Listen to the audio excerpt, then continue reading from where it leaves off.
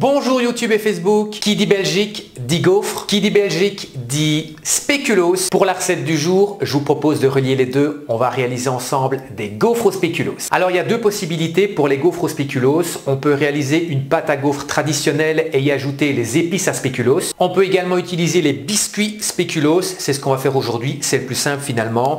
On va prendre des spéculoos, on va en faire de la poudre et on mettra la poudre de spéculoos dans la pâte à gaufres. Les amis, comme d'habitude, je vous mets la liste des ingrédients dans la barre d'infos. Et encore une dernière petite chose, les amis, c'est très important, abonnez-vous à la chaîne et activez la petite cloche de notification. C'est vraiment très important pour le référencement de cette vidéo. Voilà, si vous êtes prêts pour cette recette de gaufres au spéculoos, c'est parti! Dans la cuve du robot, on va commencer par mélanger les poudres, c'est-à-dire la farine, le sucre, la levure chimique et la poudre de spéculoos.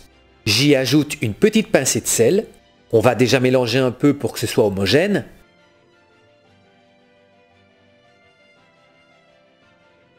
Je viens ensuite y verser le lait. Ensuite les œufs et je laisse le robot homogénéiser le tout.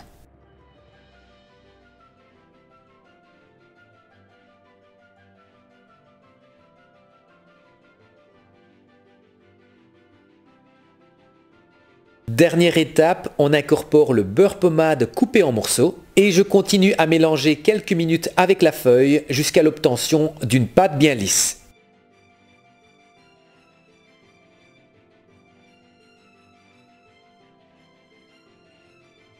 Comme vous pouvez le voir, c'est une pâte qui est particulièrement collante, donc rien à voir avec la pâte à gaufres de Liège. Par contre, elle n'est pas aussi liquide qu'une pâte à gaufres de Bruxelles.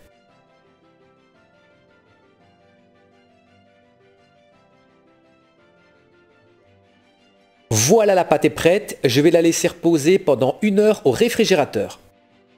Pour réaliser de bonnes gaufres, il vous faut évidemment un bon gaufrier. Moi je reste fidèle à Free, c'est pour moi le meilleur des gaufriers sur le marché. Si vous voulez le même que le mien, je vous mets dans la description le lien vers le site de Free.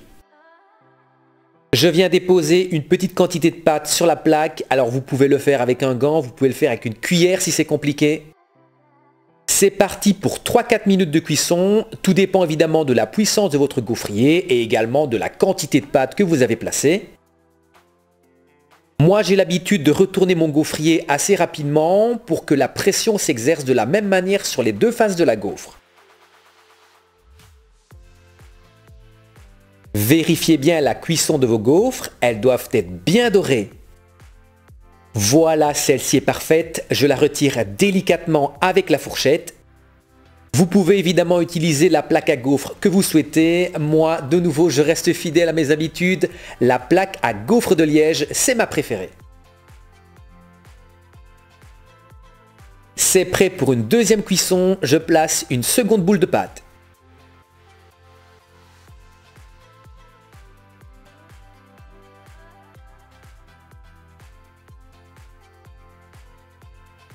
La cuisson de la gaufre est vraiment top, ça sent super bon et regardez comme c'est gourmand.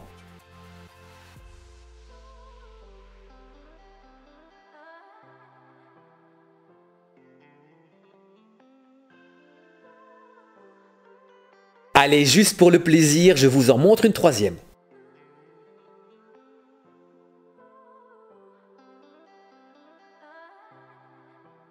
Voilà, mes gaufres sont cuites, pour moi elles sont juste parfaites. Alors si vous voulez encore un peu plus de gourmandise, vous faites fondre du chocolat noir et vous trempez la moitié de vos gaufres dans le chocolat, c'est une tuerie. Et bien voilà les amis, une recette ultra simple de gaufres au spéculoos. Moi je les adore, c'est vraiment une de mes préférées. Si vous avez aimé la recette, n'hésitez pas à exploser le compteur des likes et j'attends également vos commentaires au bas de la description. En attendant, je vous fixe rendez-vous la semaine prochaine pour une nouvelle recette en vidéo. D'ici là, portez-vous bien et à la semaine prochaine.